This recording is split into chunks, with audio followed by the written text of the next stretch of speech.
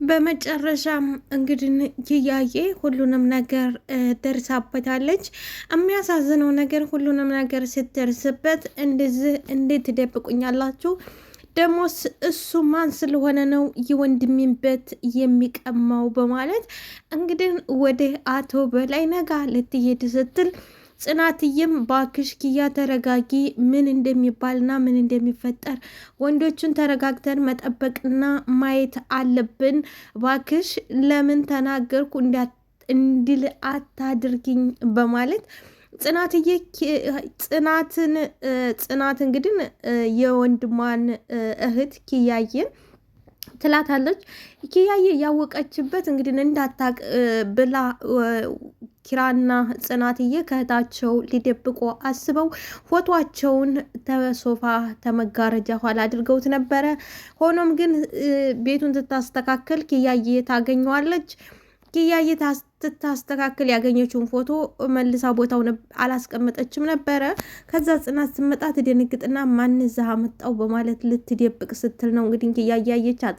ሰላም ጤና ይስጥልኝ ውድና የተከበራችሁ አድማጭ ተመልካቾቼ፣ ለቻናል አዲስ ተሆናችሁ ላይክ፣ ሰብስክራይብ፣ ሼር በማድረግ ጀምሩት። ለምታደርጉልኝ አመሰግናለሁ። እንግዲህ የጽናት ድራማ ፊልማው እንደቀጠለ ነው። አቶ በላይነህም ዛሬ ደግሞ ተድርጅቱ ኪራን ከቢሮ እንዳይገባ አድርጎት ከልክሎታል። በዚህም እንግዲህ ኪራ እገላግለዋለሁ፣ እገድለዋለሁ፣ እበልጠዋለሁ ቢልም እነ ቅዱሴ በዚህ መልኩ አይሆንም፣ ተረጋግተን በተረጋጋ መንፈስ ነው እንጂ እሱን ገለህ ሌላ ጦስ ውስጥ መግባት ፈጽሞ የለብህምም አይቻልም በማለት እንግዲህ የወንድምነታቸው ግዴታቸውን ተወጥተዋል ማለት ነው። ሆኖም ግን ዛሬ ትናንትና ቤቱን የተቀማው ኪራ ዛሬ ደግሞ ድርጅቱን ሊቀማ ችሏል ማለት ነው። ሌላው እንግዲህ የሚያሳዝነው ነገር የኪያና የሰንዬና የጆከር ህይወት ነበረ። እንደምናውቀው ጆከርና ሰኒ የተገናኙበት ነገር ያው ሁላችንንም በሚያስገርምና በሚያሳዝን መልኩ ተገናኝተው እንግዲህ ሰንዬም ምንም ነገር ሳትል በተለይ ደግሞ አሁን ባለንበትና ባለንበት ዘበን በዚህ ባለንበት አንዲት ልጅ ወይንም አንዲት ሴት ገንዘብ ያለውን ወንድ ነው አብዛኛው ጊዜ የሚመረጠው። ያው ማለት ህይወትም ከባድ ስለሆነ እንጂ የኔ ቢጤውን ግን ማንም ዘወር ብሎ አያየውም ነበረ። ሆኖም ግን ሰንዬ ያንን አልነበረም እየመረጠችው ሰው መሆኑ ብቻና ደግሞ ታማኝነቱን አይታ ነበረ እየመረጠችው። ስለዛም እንግዲህ ያንን ምንም አይደለም ገንዘብ ቤተሰብ እንኳን እንደሌለው ጆካ ሁላችንም እናውቃለን። እናማ በሰውነቱ ብቻ ተቀብለው ወደፊት ሰርተን ሁሉም ነገር ወደ ነበረበት እንደ ማንኛውም ህይወታችንን እንቀጥላለን፣ የተሻለ ህይወት እንኖራለን፣ ዋናው አንተና እኔ መፋቀራችን ብቻ ነው በማለት እንግዲህ እንደምናውቀው ጆካዬ ቤተሰብ እንኳን የለውም። እህቷን እንኳን ለማስመሰል ለእህቷ ብላ ሰው ተከራይተው እናትና አባት በብር ገዝተው እስከ ማንጣት ድረስ ደርሰው ነበረ። ይሄ ሁሉ እንግዲህ ጆካ ምንም ስለሌለው እንደነበረ ያው ጠንቅቀን እናውቃለን። ዛሬ እንግዲህ ያው አንዳንድ ጊዜ ማጣት መጥፎ ነው። ባይዘወይ የሚያጣ ሰው ከባድ ነው። ስራ መፈለግ ማንኛውንም ነገር ተሰው ጋር ሲገናኝ፣ በሌላ በኩል ደግሞ እንግዲህ በአሁኑ ሰዓት ራኪ እንድትቆጣና እንድትጠረጥረው አድርጓል። በተለይ ደግሞ ይቺ ፍቅር ከመጣች በኋላ ራኪዬ በጣም ተቆጥታለች። ፍቅር ለጆካ ገንዘብ እየከፈለች ወንድሟን እንዲያፋልጋት ብታደርግም ያው ሴት እንደመሆኗ ተሰኒ ይልቅ ራኪ ቅናት ይዟታል። ሰኒም በተመሳሳይ ምክንያቱም ማንኛችንም ደግሞ እናደርገዋለን። እኔ ባል እንዲዛ ቢያደርግ አላምንም። በቃ ገብቷችኋል አባባ። እንግራ የተጋባችው ሰንዬ በመስኮት ወታ አየር እየተቀበለች ነበረ። ሰዓቱ መሽቶ ነበር። የመኝታቸው ሰዓት እንደመሆኑ ግን ወደ መኝታ አልገባችም።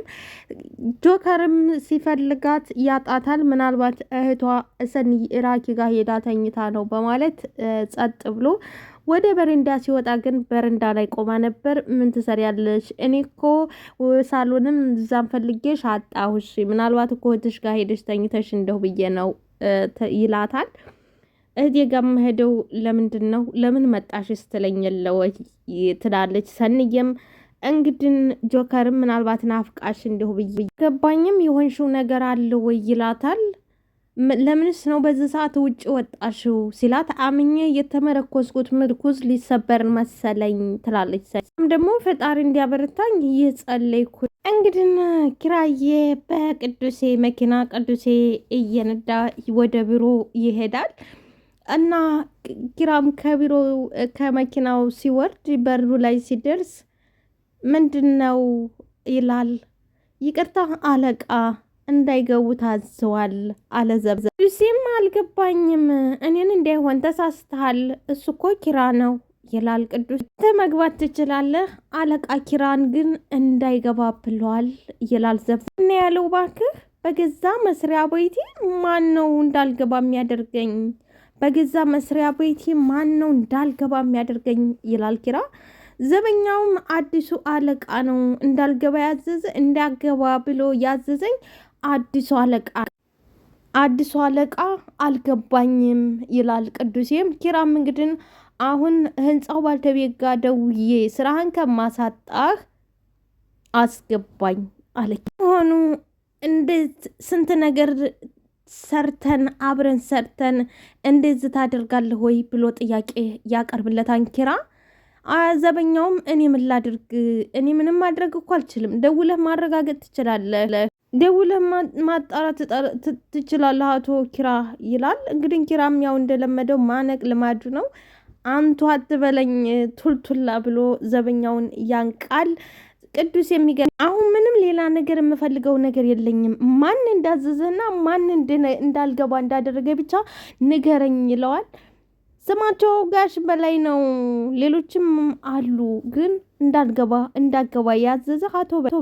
በኋላ ይሄ ቢሮ የኪራ ሳይሆን የቶ በላይ መሆኑን ድርጅቱ አሳውቆኛል።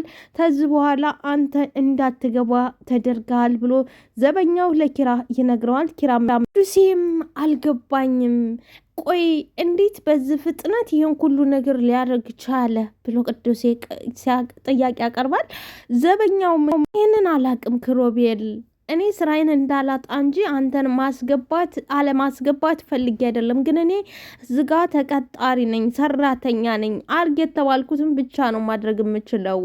ሶሪ አዝናለሁ ይላል ዘበኛ። ይህም እንግዲውስ ኤው እንደዚህ ብሎ ትእዛዝ የሰጠህን ሰውዬ ዳግመኛ አታየውም፣ እንደዚህ ብሎ ትእዛዝ የሰጠህ ሰውዬ ዳግመኛ በህይወት አታየውም ብሎ ኪራ ትቶት ይሄዳል። እንግዲህ ነገሮቹ አሁን አቶ በላይ እንግዲህ መስሪያ ቤቱንም ተኪራዎች ዱሲም እንግዲህ ዘበኛውን አንተ ግን ተሳስተህ እንዳይሆን ጸልይ፣ ኪራን አላስገባም ማለትህ ዋጋ ያስከፍልሃል፣ ግን ተሳስተህ እንዳይሆን ብቻ ጸልይ።